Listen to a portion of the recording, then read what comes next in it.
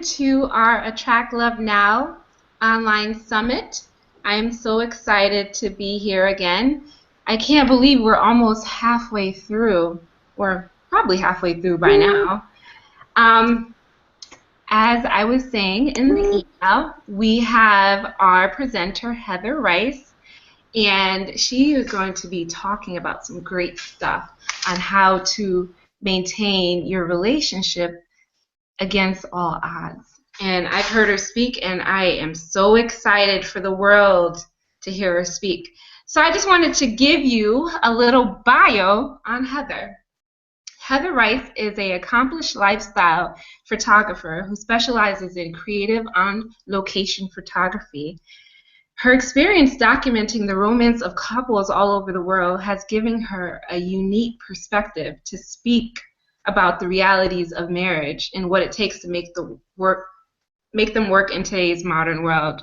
She's an expert because she's been married for 18 years and she has 3 sons that adore her. I don't know how she does it, but her family is amazing. So she's crafted this dreamlike marriage, and I tell you, she says that if you make love your first, last, and main objective, then it will work. So before we get started and I introduce Heather, I just want to let you know that you can post comments on our Facebook page, and I've put it on the YouTube comments section, or you can send me a send me an email at info@shanil, SHAWNIEL, Bullock, BULLOCK, @gmail.com. Just a reminder for those that are just viewing the summit, I just want to let you know that we started this summit because there were so many women out there that can't find the love of their lives, including myself. They lack the confidence, they lack the self-worth, and I've been there. And I just wanted to spread this message to the world that you can get the love that you deserve. I am happy to say that I have, and plenty of the speakers have too. So we're just ready to give you the tools and the strategies. I want to let you know that as we draw close to the end of our summit, we'll be done on Friday, and I will be the last speaker. We have an amazing opportunity for you to really be able to, work individually, to build your confidence, and to be able to get the individual attention to attract the man of your dreams. So please stay tuned to the very end of the summit because I will have a special package for those that are viewers on this summit as a special thank you. So without further ado, I want to introduce you to Heather Rice. Hi everyone, welcome to the summit. My name is Heather Rice, and she gave a little bit of my bio, but I'd like to go into it a little bit further for you. I am a wedding photographer mostly. I do a lot of lifestyle and family, but right now I travel the world and shoot lovely wedding stories, and it's my passion. I am an award-winning photographer, and I've been doing this for the past 9 years. I used to be a teacher many moons ago, and I just finished my master's in administration, and so I am looking forward to entering a classroom again in the fall. I will be teaching middle school again, and I teach digital media. I'm also a social media specialist, and among other things, I wear many hats. I'm a mom of 3, and I'm married to my high school sweetheart for 18 years. So when I was contacted to do this summit, I thought to myself, I wonder why they're asking me to speak on behalf of love and everyone. But at the end of the day, I guess I thought about it a little bit, and I said, well, I kind of am an expert. I have been with the same man for 25 years. And there's been some good times, and there's been some not so good times, and we'll get into that. But at the end of the day, I've been married 18 years. We've been together 24 years, and we have 3 wonderful boys. And we've created a life that we love and we're passionate about, and we're passionate about each other. I wanted to get into a little bit of kind of why I think my marriage is strong and why I'm committed to making my marriage strong and keeping it strong. And so part of that stems from the way I grew up and the way I was raised. Um, I know, the girls and I that were planning this, we were talking about, well, your life looks so wonderful on Facebook and everything looks perfect. And, aren't you just wonderful and you have this wonderful life? And yes, Facebook has a way of showcasing all the wonderful glories and, treasures in your life, but it doesn't always show the struggles that you overcome to get to those places. And so I want to talk a little bit about that and let you know that, even picture perfect people on Facebook have struggles that they overcome. So in my life, yes, I have this wonderful marriage and I have this wonderful man that I'm with, but it didn't just happen. I didn't just click my heels and a magical fairy delivered my husband to me on a white horse. We worked very hard over the years to make sure that our marriage is strong. We continue to work hard very much every day to make sure that we are in love and that we like each other. Some days we like each other more than others. But I want to go into a little bit of my past. When I was a child, I was a product, and I guess I am a product still, of 7 divorces between my parents. My dad and my mom divorced when I was 7 or 8. And after that, that spun out of control into now, as even today, my mom is going through a divorce again with my stepfather. So that makes a total of 7 divorces throughout my entire childhood and adult life. I have dealt with this. And I think if I look back and I analyze why I want my marriage to be so strong and why I'm committed more than anything to making it work, I would say that it all goes back to that. When you grow up in an unstable environment and when you are around instability and you just experience love and loss so many times as a child, you grow up and you think to yourself, I mean, I remember thinking to myself as a young girl, I just want more, I just don't want to have that in my life. And boy, this really sucks being a kid going through this. I remember thinking that. And I remember thinking, if I ever have kids, I never want them to experience that. I never want them to go through some of the terrible things that I've had to go through. I had really good parents. They weren't bad parents. They just had a series of bad choices that they made, which we got dragged through. So at the end of the day, when I met my husband, we were very young. We were in high school. And when I met him, I don't know, there was just something different about him. And I think one of the qualities that I looked for specifically when I was looking for the person that I wanted to be with forever, that of course changes from the time I was young until today. I could tell you that the person I was looking for at 16 or 17 or 21 probably is not the same person I would look for today at 40. I'm just lucky that the guy that I picked along the way morphed and changed with me, and our relationship changed and grew together, because I know friends, I have friends that have grown apart and friends that have grown together. But at the end of the day, it's how much you commit to that relationship and keeping it strong that really makes the difference on whether or not you grow apart or grow together. And so the things that I looked for in a husband, especially dealing with what I grew up with a little bit, I would say are loyalty, commitment, someone that wouldn't leave. I had a series of people in my life that would come and go. And so for a child, and even growing into an adult, it was a big deal for me to have people in my life that were stable and would stay the course. And my husband, Jerry, is one of those people. One of my friends, Eva, who helped bring me on board into this conversation, we all knew each other for a while, and she knows he's like the most stable person you'd ever meet. He doesn't break rules. He does everything the right way, except when, he doesn't follow the things I want him to do. But anyhow, we got married. We dated 6 years before we got married. We did not rush into marriage. It was important for both of us to finish our careers and get our degrees. And so that's what we did. We went to school, we dated for 6 years, and then we got married. And you would think that getting married and being high school sweethearts and having this fantastical romance and taking our time like we did, you would think the pieces just fell into place and wow, you guys just had it perfect, but that's really not the way it was. We struggled. The first years of our marriage were so difficult. We had situations that I don't think anybody would believe if I told them, but I'm going to tell you a little bit about it. Some of the situations we dealt with related to our family, our in-laws, At one point, we even had a lawsuit between both of our families. His family and my family were involved in a lawsuit against one another. And that almost split us up. I actually left him at one point, moved out, moved in with my mom, got an attorney, sold our house. This was after about 3 years of marriage. And I just said, I'm done. I don't want to do this. I can't do this. And one day we sat down together and we just said, what are we doing? What are we doing? This is so reminiscent of my childhood and how, everybody just ran away from everything and nobody really got to the root of what the problem was and worked it out. And, maybe I had a really wise adult moment. I don't know. Maybe I surrounded myself with the right people who gave me good advice. I can't really tell you what that is. It was probably a mix of all of those things. But for what it's worth, my guardian angels were looking down on me because I made the right decision to go and stick it out with my husband instead of run away.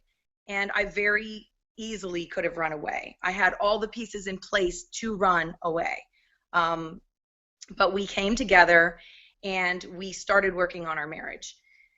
I will say that at that point, I didn't even love him.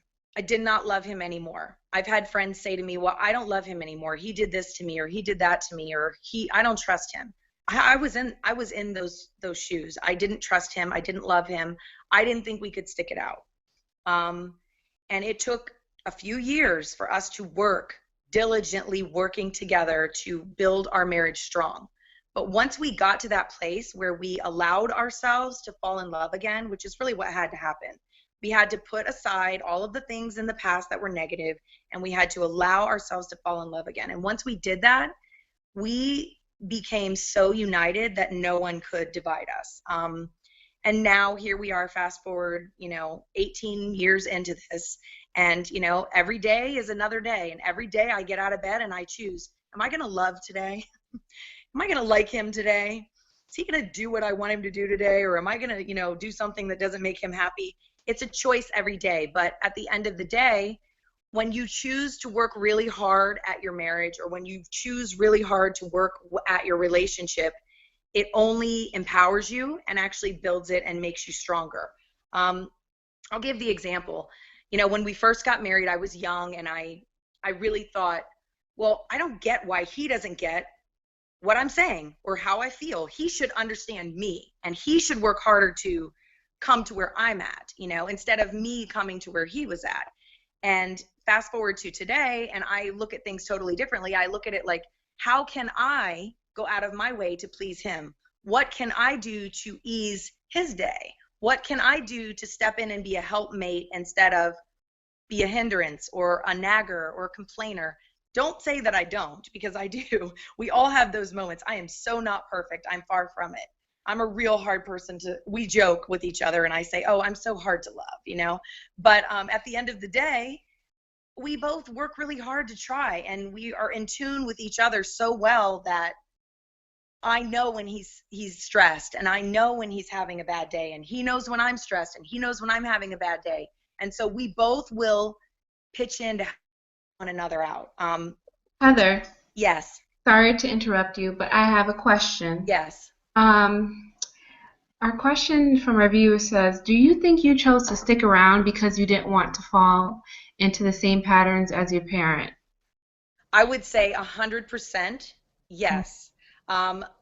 We have had a series of tragedies really young. Between the 7 divorces, my husband is a product of losing a parent really tragically. He lost his father in a really tragic car wreck at 21, and we were married 2 years later. And he had no parental support because after that, his mother ran off and he's never spoken to her again. She's run off, and for the past 25 years, she's never seen him. She's never seen our grandchildren. She lives, one city away from us and doesn't contact him, which is a really hard thing when someone walks the earth and they don't care about you, essentially. Yeah. But to say that had something to do with it, it did. My experience and his experience. He didn't have anyone else, If I left or if he left, he knew he was going out alone. If I left, it was almost, for me, it was almost like you are no better than what you've come from. And that old saying that. Whoops. I think we lost Heather for a little bit. probably some technical issues, but I know she'll be right back. There she is. Eva, can you text her and just let her know that we can't hear her? So I know Heather has some great things to say, but obviously we can't hear her. But don't you love her already? She's so real. I fell in love with her story. There. And Can you repeat that? I lost you for a minute. we lost you, so we need Okay. you to repeat Okay, sorry. what you were saying. Okay, sorry. So I totally believe that I stuck it out or made the choice to do it because of my past. And I don't know if you heard the part about my husband and his father, but Yep. he also, when he lost his father and his mother at the same time, he had no one. He had a sister and family members, but I believe he also came as a willing participant to work it out because he knew if we walk away from each other, we're really not getting to the issue. We're really not solving this at all. We're really just avoiding dealing with what we need to deal with to make this work. And at the time, we were not ready to make it work, but we ultimately sat down and put our differences aside us. And really, it was putting our pride away.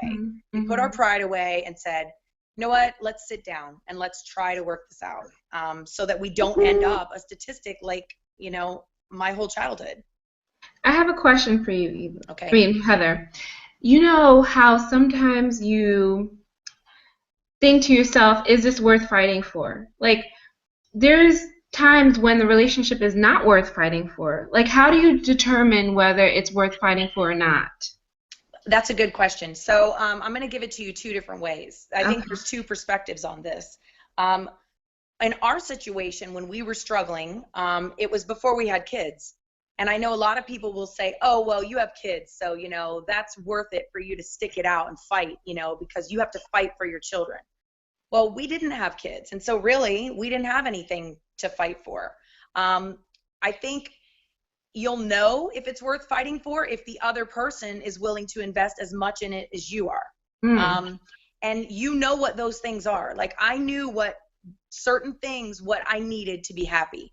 And it really requires that you get in touch with yourself a little bit. Like I had to really do some soul searching myself. I was depressed for a while. I didn't want to deal with it. I didn't want to think about it. I gained weight. I just became an angry person. But then when I really got to the root of, look, what do you need to be happy? What is going to make you happy? If you don't know what makes you happy, you will never know what someone else can do to satisfy that void for you. Amen. So for me, it was very important for me to do some soul searching and find out what my needs were, what was the root of my unhappiness, and what is the solution to getting this resolved. And if he wasn't willing to do what it took to fix that, then it wasn't going to be worth it. It's got to be a team effort. You can't be the only one putting in the effort and getting no return. So, another part of this that I want to talk about a little bit, and, if you have questions, just send them out. But another part of this I want to discuss is I'm a wedding photographer, so I get to tell love stories every weekend. I get to see people fall in love from the very beginning. I shoot their engagement. Sometimes I shoot the actual proposal, which I love very much. But it's kind of a magical job that I have because I get to kind of sit on the sidelines and be present in the most important parts of people's love stories. And I kind of get to be this observer and watch the little details and watch the way he looks at her and watch the way he interacts with her family, or she, talks about him to her girls and things like that, and so I get to see all these little things that a lot of people don't see. And it's interesting to me because, I'll do weddings every weekend, and I will say in all the years that I've shot weddings, there's only been a couple of couples that I've wondered when I, did the wedding, why are they together? Why are they together? They don't look like they're in love, and really at the end of the day, I kind of chalked it up for, I think they wanted the party and the idea of the wedding a little bit more than they were willing to invest in the love story. And ultimately those couples ended up in divorce, unfortunately. I have a couple of friends this last year who have gone through some really nasty divorces, and we've been, kind of connected to them and trying to help them through. And These were people that were in what they thought was a good relationship, and they thought it was for the long haul, and they were blindsided. And so they've been really struggling with, how will I ever find love again? And I'm happy to report that two of them, who had a really nasty divorce a couple years ago, are both in committed relationships again, and they're happier than they've ever been. But they had to let go of all the negativity from their previous relationship in order to move on into a new one. They could not carry that baggage with them. And as long as they did, every new person that they brought into their life would never measure up. It just was always bad, and it always ended bad. So, as far as my advice to any of you, if you're single and you're looking for making a connection with the right person, you're looking to make a connection with the right person, there's several ways you can do that. I mean, first of all, the biggest deal to me, I would say, is put out, what you want to receive. Put out the vibe that you want to get back. So if you don't know what that is, if you don't know what makes you happy, if you don't know the kind of person that you're looking for, you cannot expect that Mr. Right is going to come to you and just fall in your lap. You need to know these things, and you need to speak it, and you need to own it, and you need to say, this is what I need to be happy. Everybody's at different stages of their life. What I needed to be happy at 20 is different than what I need to be happy now. I'm pretty easy to please now. I need a nail salon and maybe a bottle of champagne, and I'm pretty good. But back when I was 20, my needs were very different. So I think it's just important that you know what makes you happy, and then when you're in a committed relationship, you especially need to know what makes the other person happy.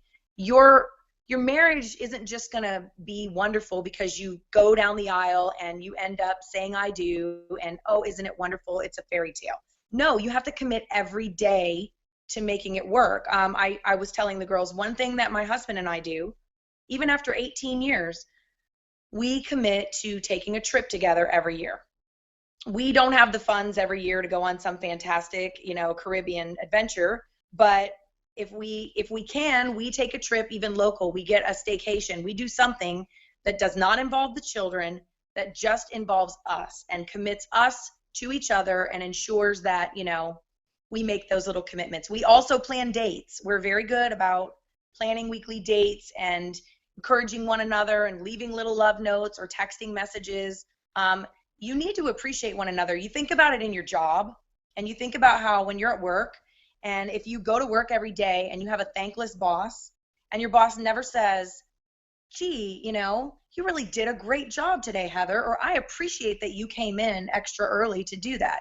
And you think how long, that will take you, somebody just giving you one little note of thanks or one little bit of confidence. And it's really easy to get into a rut when you're in a marriage with somebody for so long, to where you just kind of expect, well, that's the role he's going to do. Yeah, he takes out the garbage. That's what he does, or yeah, he mows the lawn, It's real easy for me to come home and throw a compliment his way and say, boy, the yard looks really great. I know you worked really hard today on that. And I go in and make dinner and make sure that he's happy that night. I think there's another thing that drives me crazy, is this whole idea that women can't be women in a relationship, and men, can't be men in a relationship. I'm a businesswoman. I run the finances in our household. I run a lot of things, but I also act very traditional in a lot of roles in my relationship. I make dinner every night, and you know what? I wait to eat until my husband is home. That's a respect thing that we do. I feel like respect goes a long way in your relationship. If Jerry's not coming home until 8 o'clock, he treats patients. He does occupational therapy. So sometimes his day might be 6 o'clock. Sometimes it might be 8 o'clock. If I know he's not going to be home until 8, I'll give the kids a snack, and we will wait for Daddy. We don't stick his meal in a microwave and make him eat alone. It's a respect thing. I want to eat with him. I want my children to eat with their father. I want them to know Daddy works hard for you, So I think the respect and the thanks and the little notes of encouragement go a long way in your relationship. Any questions or anything? Yes, I actually unmuted to ask you a question. So one of our viewers, she says she's kind of in limbo. She loves the person that she's with, but she doesn't know when should you let go, Or like how do you work it out? Like, what would be some big things to kind of say, you know what, we have to let go. This is not worth fighting for. Okay, so I wish I could talk to this person, but I'm going to assume. So I'm just going to say some things, and she can question you if I'm not on the right track. Yeah. But what I would say is, are you having more downs than ups when you're together? Like, how does that person make you feel when you're around them? Are you constantly questioning, does this person even like me? Are they into me? Do they want to please me? If you're constantly asking yourself those questions, chances Mm-hmm. are they're not tuned in to what your needs are. Mm. And either that, or you could be to blame. You might have not expressed yourself well enough to let that person know what your needs are. And Mm-hmm. sometimes it can be resolved simply by having that conversation. Sometimes that conversation's hard to have. And if you're with the wrong person and you try to have that conversation the right way, the wrong person would say to you, well, you're selfish, or, it's all about you. That's Yeah. your clue right there. I mean, if somebody doesn't want to have a real conversation about how to please you, they're not for you. They're Mm. just not. But you have to go about it the right way. You can't just sit them down and tell them how they're not doing this right and they're not doing that right. That's one thing I learned, the art of conversation. When you've been with somebody for 18 years, 25 years, um, conversations can be tricky, and there's difficult situations, and there's ways that you have to approach things, and you have to be a peacemaker, and you have to come at it like, let's talk, let's communicate, not with an attack. You can't open or lead with, I don't like how you do this, or I don't like the way you handled that, I wish you would do this. You can't be passive aggressive about it. You have to be just having a conversation and letting them know how you feel. If Mm-hmm. they can't repeat how you feel or understand or be empathetic to your feelings, they're probably not invested in making the relationship work. Mm-hmm. Wow. Yeah, that's definitely some great advice. Delissa, which is one of our viewers, says she really loves your idea of respect, waiting to eat with the family. She loves that. We have some friends who, they'll eat without their dad, and everybody has their own way that they set up the family rules and their family structure, I think that goes back to the way I grew up. I mean, I never saw any respect between any of the relationships that my parents had. It was in and out, one marriage to another. And it's so important to me that I am an example to my children of how to have a good relationship. Everything I do is showing my boys how they can be successful and not how they can ruin it. Mm-hmm. And I think Jerry and I really are conscientious of that too. We try never to fight in front of the kids, although I'm going to say I would be an idiot if I told you we never had an argument in front of the boys. We don't. We do fight in front of the boys, but what we do is we're very discreet about it. We don't sit and have yelling matches. We don't cut each other down. We co-parent. I may not agree with everything that he says, but I will privately address it with him. I will never undermine his authority in front of the kids, and likewise, he shows me the same respect. So at the end of the day, respect is the huge factor in all of this, because if you don't have respect, you've got nothing. You really don't. I mean, you have to respect each other. Respect is what makes him go and buy flowers for you. Respect is what makes him want to help you take the kids to school when you're having a bad day, or let you have the night off. Respect is what makes you work hard for each other. If you don't respect one another, you could care less. You really don't. Mm-hmm. And I've been there. I've been in the relationship with the same man when he didn't care and when we didn't have that respect. So I can tell you I've had it both ways. And when you work hard at it, it works. It's also a choice, I mean, we could have, like I said before, we could have left each other. We were committed to sticking it out because of our past, but we also did really love each other. And we knew that the issues that we were having were related to our families and not necessarily that we hated each other. Once we could strip away the layers and see it for what it was, and that it wasn't that we hated each other, it was that we were torn between this awkward family situation, Mm-hmm. then we could actually sit and commit to, okay, this isn't about you and me. It's not about you and I hate each other. It's not about you and I don't want to work this out. It's about, we've got a tricky situation that we have to resolve, and we have to figure out some ground rules on how we're going to go about doing this and keeping our marriage. And so that's what we did. Mm. That's wonderful, Heather, and just such amazing insight from you. I've, worked with couples before doing couple counseling, and they don't get it. And for you to be able to, the both of you, to have that experience and be able to navigate, it's amazing. So I commend you a lot for that. Well, it doesn't just come. I will promise you, for all the good that we have now, there were plenty, plenty of years of bad. We've had plenty of years. I mean, there were years when we're very thoughtful of each other now. Mm-hmm.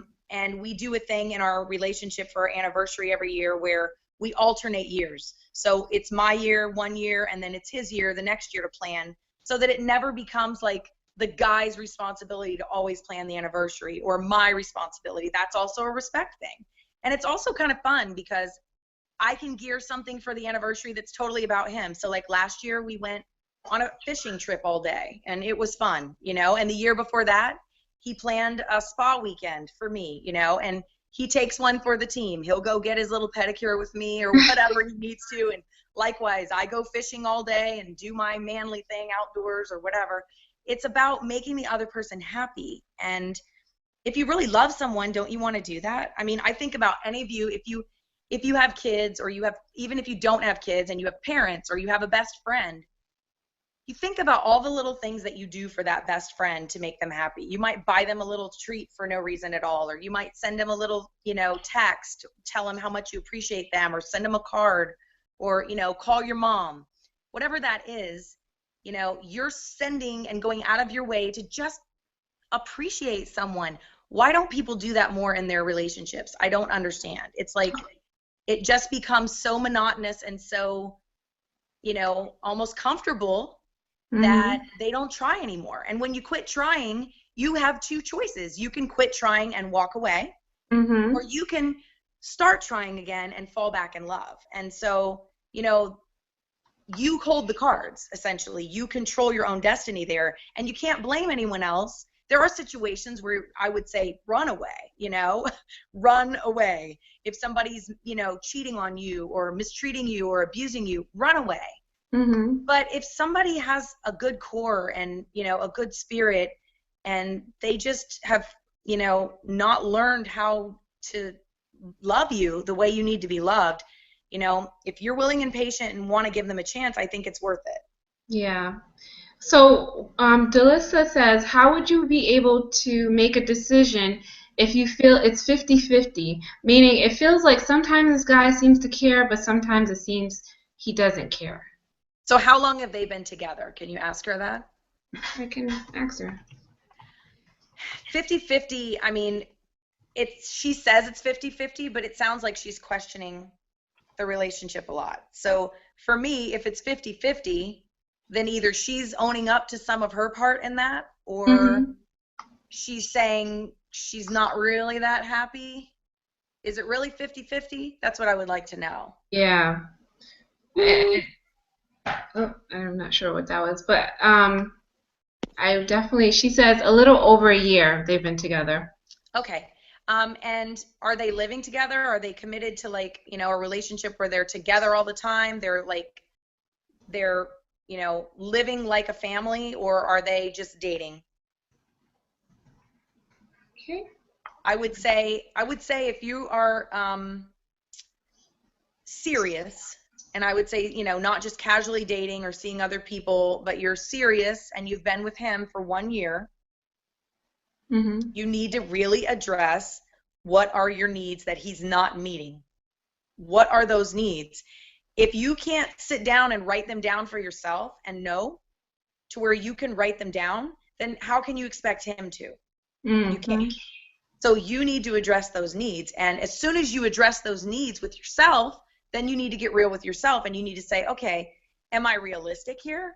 Is this something that he can do? Or is this something that I want or need? Where does that fall on the scale of, have to have in my life to be happy? And once you identify that and then you'll know right away either he's for you or he's not. I mean, do you get along with his family? Do you does he act like he would be a good provider? What about a father? Is he someone that you plan on having children with? I mean, these are all things that people, I don't think, take into consideration when they date people. They just date them and they fall in love and they say all the other pieces will fall into place.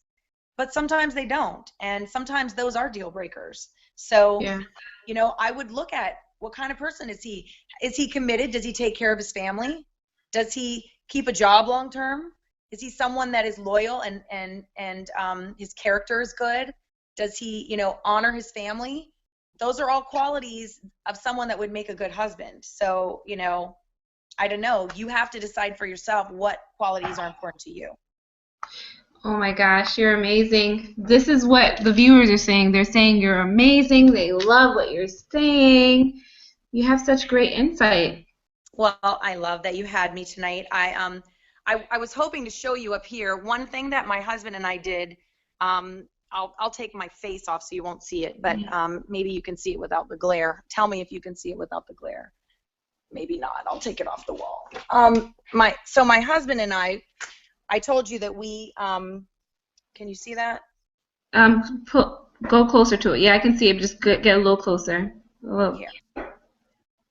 Yep, right there. Hmm. Okay, so my husband and I, we go every year on a trip. Well, one of our favorite places to go is St. Martin. Hmm. And so last year he whisked me off to the island, and it was our 18th wedding anniversary, and we renewed our vows on the island at the beach at sunset, and it was wonderful. And I don't know, part of my hope for all of you is that once you do find a committed relationship, that you invest the time to continually nurture it. Don't just take it for granted that you have it. And like I said, he and I are not like the perfect family all the time. We are not Leave It to Beaver. We totally fight, and I totally yell at him, and he yells at me sometimes, and we are normal, just so you know. We're not perfect by any means. We yell at our kids, we are crazy sometimes.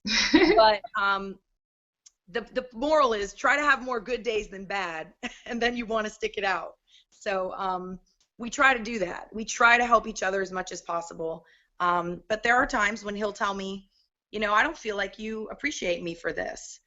And, I'll tell him, well, I think you're wrong. And that'll start a big fight. And then I have to think about it, and I'll come back and I'll say, I think you're right, and I'm sorry, and, let's not do this. You also have to have some humility. I mean, you really do. It's hard. When I was younger, I was such a spitfire. I would stay up all night long and fight him until he agreed that I was right. And I mean, I remember when we first got married, jumping on the bed and just waking him up and being like, you are going to listen to me, and you will listen to me, and we will resolve this tonight, and acting like a crazy person, because I was just fully insistent that we are not going to go to bed angry. We are not going to do this. We're going to resolve this tonight because I'm ready. Well, you know what? People don't come to it at the same time, and we fight very differently. He likes to get away. He likes to have his time to calm down and resolve it in his head before he even wants to see me. And I want to deal with it right now. So I have to learn to give him his space. He has to learn that, don't come at me at a certain time.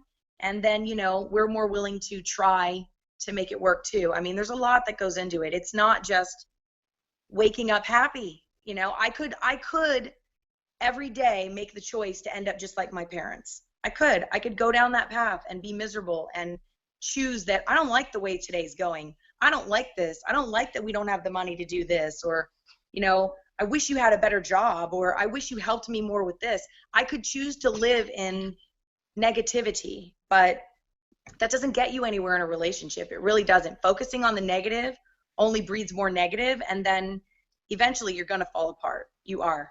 So you have to focus on some positives, or you're going to end up, alone. Yes. So what advice can you? Some of the women on this call are single, or they've been in a couple relationships, but they're not involved right now. So what advice would you give someone who's just getting into a relationship and kind of figuring out if this is the person that they want to be with or not? Okay, so the biggest thing that I notice about my single girlfriends, Mm-hmm. and I know some of them are haters when it comes to me, because they say, oh, look at her, you know, she doesn't know about us. She's been married all these years. What does she know about what we go through as single girls? Trust me, all my single girlfriends say it. I don't care what they say. I'm an observer from the outside looking in, and I see things a little bit clearer than they might see it. And so one of the things that I notice with a lot of my single girlfriends is this. They go through this cycle. They'll get with a guy and they go all in. Like in the first month, they'll call me and they're like, oh my God, I met this guy and he's so amazing. And we've already planned date 2 and 3. And I think I'm going to bring him to my house. I want him to meet my kids. And I'm like, what are you talking about? You know, like you're taking this way too fast. Or they'll break up with the guy. And this is the very next thing. They go out and take these crazy photos of themselves with these scandalous looking, like, you know, V-neck shirts and looking like really hoochie like, you know, and they put those pictures up. And I say to them, you're not attracting the kind of guy that you really deserve, you know. When you put, and then they get all these likes on their Facebook page, all these likes on that picture, because they're showing everything they've got. You know, they're not even making them guess. They're just putting it all out there. And I'm all for showing off your beauty. I mean, I'm a photographer. That's what I do. I make people feel beautiful. But at the end of the day, when you're actually seeking someone who's going to love you for you, you have to be real. The biggest thing is be real. Don't put it all out there. Don't act desperate, because desperate people accept anything that falls in their lap. Desperate people take whatever comes their way. And I've seen way too many good girlfriends who are so smart. They're educated. They're smart. They've got everything going for them. They've got good jobs. They've got a good portfolio. You know, they're ridiculous. And they fall with these guys that are just not their caliber men. And, you know, I'm not a deeply religious person, but there's something in the Bible that talks about being unequally yoked.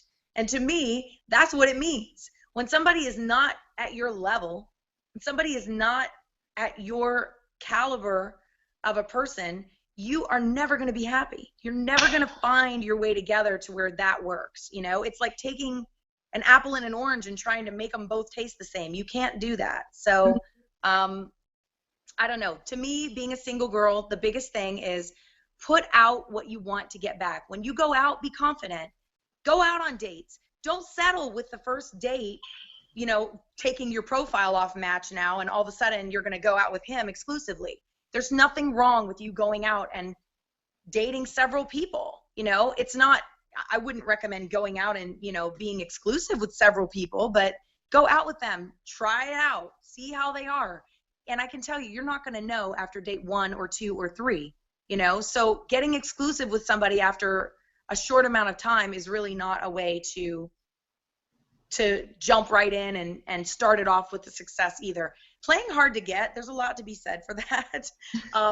And, you know, I've watched my girlfriends that play hard to get, and I've seen how the men respond to them. And listen, it's like catnip to a cat. I mean, as soon as you play hard to get, they want you. They just do. And you can pretty much have your pick of the ones that you want when you're smart about it and you don't just run off with the first guy that pays you attention. So be confident about yourself and know your own worth and your own value so that you know who's worth your time, and give your time to those that are worth your time.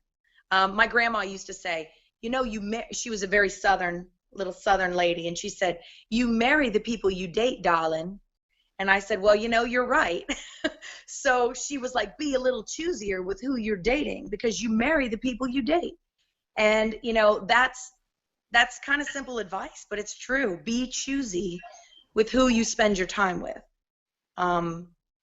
And make sure that they're worth your value, because you're all valuable. You just need to know that somebody else values that too. And there is somebody out there that will value it when they see how much you value it. You know, you kind of have to show them how much you're worth. That's so true. So, knowing that you've, you know, had some struggles in your marriage, and I know as women, we're always the one that's trying to make it work, trying to fix it. How did you get your husband to be on the same page? I know he had a commitment, but how did you get him to start to do the things that you wanted him to do? We went through some struggles. Like, I'm really big on being thoughtful. Hmm. Like you need to be thoughtful, and being thoughtful to me shows love because that's like my love language. When you think ahead and you plan for me, you really must care. So for me, that's a big deal. And when we first were together, there were times when, like he forgot my birthday, or he ran out the morning of to go get a card, and I was like, what's the point? Why are you bothering now? It means Hmm. nothing to me. The morning of, you didn't even plan for that. And that is so hurtful, and that can leave you with such a scar on your heart, that somebody doesn't care enough to plan for you. And I'm a very thoughtful person, so for me, I'll plan for months. So when somebody doesn't return the same, I'm very sensitive about it. So after the weeping and the crying and the fighting and the counseling, because all those things were involved, um, we finally just sat down together, and he started doing things, and he started trying harder. And he gets a lot of flack now from a lot of our guy friends because he's so good at it, but it wasn't always like that, just so and I don't say this to sound condescending in any way, but you know you have to kind of train people how you want to be treated. I know Oprah says you teach people how to treat you, and I always love that saying. But she's right. I mean, you teach people how you want to be treated. And so we kind of grew up together, and we grew in this relationship together. And as our relationship progresses, I kind of have to teach him the things that I want. And so maybe he didn't realize that that was so important to me, and I needed to figure out a better way to explain that to him than to throw a temper tantrum and cry when I didn't get what I Hmm. wanted. So when I started calming down and acting like a reasonable person, he was more willing to let that go and start trying a little harder. And so that's kind of how it happened and how we kind of grew together that way. Hmm. Um, but it won't happen if you're attacking constantly. And I was for a while. I was really on the attack about it. I was really defensive about it. I would say things like, you never buy me flowers. Why don't you ever buy me flowers? You're so not romantic. You never plan anything. I mean, I literally went down the list of berating him about all the things he did not do. And then, I think about it now and I'm like, why would he want to do anything for me? I was so negative and rude about it, instead of just saying, if you tried a little harder, I would try a little harder or whatever. Even that, I don't know. There's got to be a better way than the way I was doing it. Clearly, it wasn't working for me because it was pushing us farther apart. Um, so that's, you know, what I would say to that. Well, you brought up some key points. I'm actually today I was talking to one of my clients about, communication, and she wanted to increase the communication, to tell her man that she wanted him to, call her in the beginning of the day, but instead of communicating that in a nice way, it was like an attack, Yeah, and men don't listen to that. So men do I know not. she's on this call, so I know that I'm glad that she's hearing it from someone else, because it's important to really be able to communicate effectively, and if you're getting attacked, you're not going to listen to it.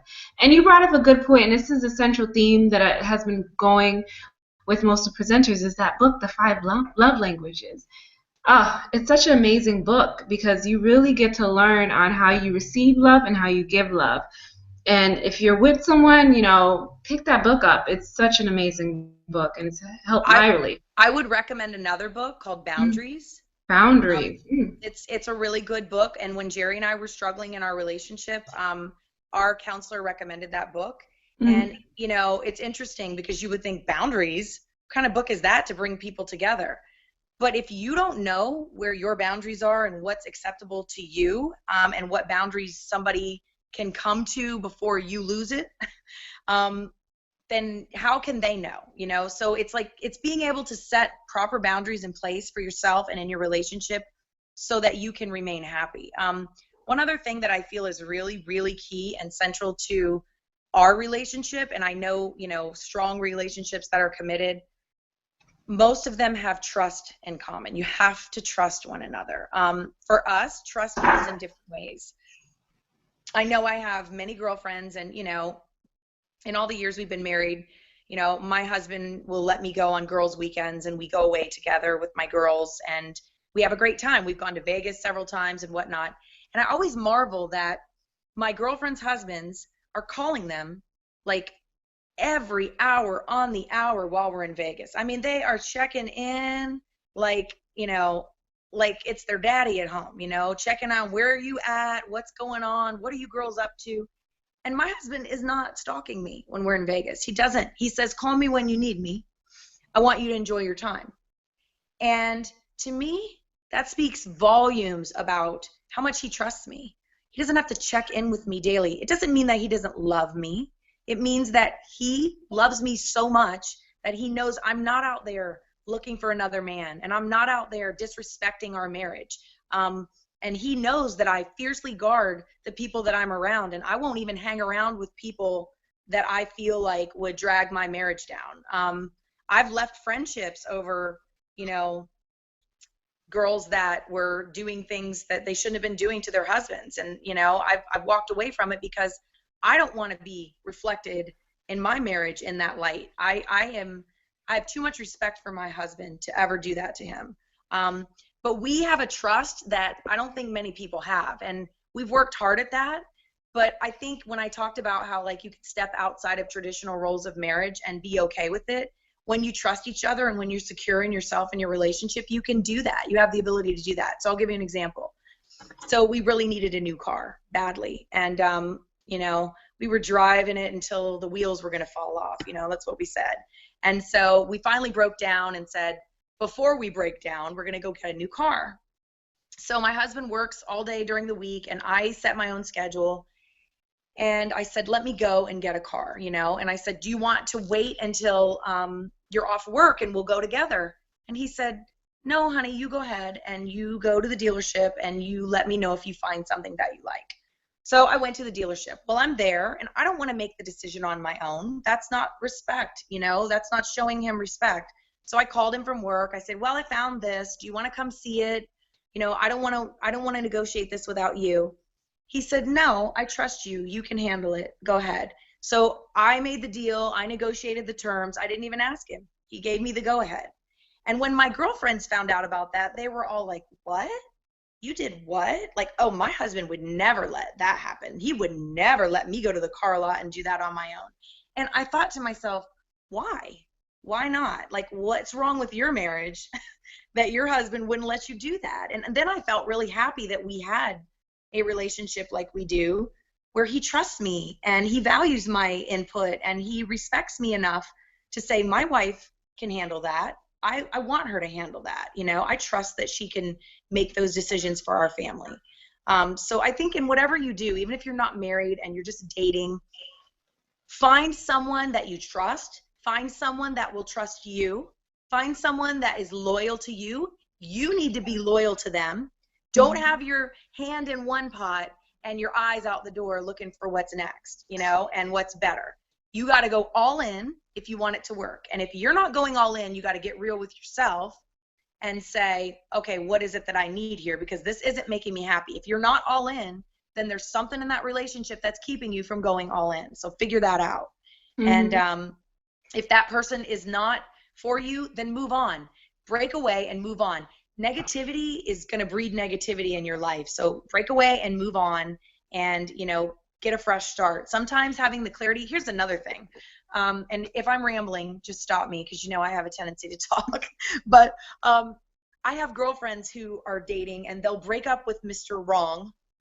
And literally, they can't be alone for 2 weeks. They cannot be alone for 2 weeks. They have to jump in a relationship with someone else right away. And I'm like, why don't you mourn that relationship? Or why don't you take some time by yourself to just clear your thoughts and get yourself together? Like, why do you have to, why can you not be alone? And that whole concept is really deep, that you can't sit for a month or two on your own and clear your thoughts and give yourself the time to grieve one relationship before you move on to another one. It's the same concept of like my friends that got divorced. If you're jumping in a relationship with someone new and you haven't mourned and finished the relationship from the past, that relationship is just doomed. It's doomed. It's never going to succeed. So, I'm not some wise person that knows it all. I just have been around the block and seen it. I've seen it happen with so many of my friends. And so I'm not trying to say I know everything, but I've seen a lot of stuff. And, that seems to be a trend in a lot of my single friends. And I wish it wasn't so. I told Chanel some of the things that drive me crazy on Facebook is I have some of my single friends that will share posts that say why marriage isn't for millennials, and why the new dating age is so miserable with technology, and how technology is ruining relationships. And I have to laugh because I say, excuse, excuse, excuse, excuse, excuse. It's like nobody wants to get real about what is really the root of the problem. There's so many people that just want to hook up. They're not interested in finding deep love or committing or doing what it takes, because relationships are work. It is not just waking up every morning and you got a smile on your face and, oh, you love him. It's a hard work. So, I don't know. The best advice I can give you is, put out what you want to get back. If you want somebody that has character, then you need to live a life of character. You need to be the person that is living, with good character. You treat other people well. You're smart, you're kind, you're generous, whatever that is. You do to other people what you want to get back, and you will draw the right person to you. Don't go to a bar and think you're going to find a pastor, or don't go, out to the club and think you're going to find somebody that's going to be the best daddy to your kids. Maybe you might. I'm not saying you won't, but odds are the deck's stacked against you a little bit there, and it's hard. There are places, but I have to say, my friends have been on Match. My friends have told some of their good friends that they're looking for people, and they've let their friends set them up. That's one of the greatest ways. Let your friends set you up. Your friends know who would be good for you. Are you willing to do that? Oh my gosh, Heather, you are talking, like you're summarizing everything that we've done in the summit so far, about meeting people, about setting, your self-worth, about having confidence. Like, you are an expert. You have some wonderful advice. We have 4 more minutes, so I just want to leave it open to see if anyone else has any questions before we end this, but I commend you. I know I'm so happy to have you a part of this summit. Thank you for inviting me. I don't know what I contribute to this other than, I've been married a long time and I'm an old woman now. But besides that, if you ever need advice on how to raise boys, you can call me, any of you, because I have 3 of them and they drive me cuckoo. But why don't you tell them about your business and the things that you do, like how they Okay. can contact you? So when all of you single ladies find Mr. Right, or you single gentlemen and you find Mrs. Right, and you're ready to get married, then you can call me. My business is Heather Rice Photography, and you can find me on social media, on Instagram, Heather Rice Photography, on Facebook, Heather Rice Photography, and my website is heatherricephotography.com. I do all weddings and portraits and everything you could imagine to make memories for people. My motto is capture life. And so I want to live that, I want to live my life in a way where I capture every little moment and makes me happy.